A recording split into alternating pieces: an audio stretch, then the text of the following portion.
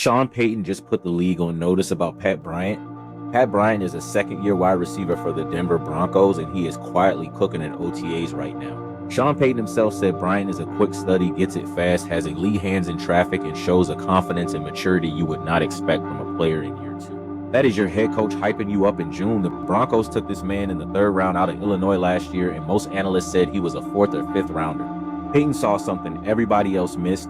Bryant is pushing for the number 3 receiver spot behind Jalen Waddle and Courtland Sutton.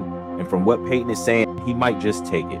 So my question for the Kingdom is Pat Bryant about to be the breakout wide receiver of the 2026 season? Because I think he just might be.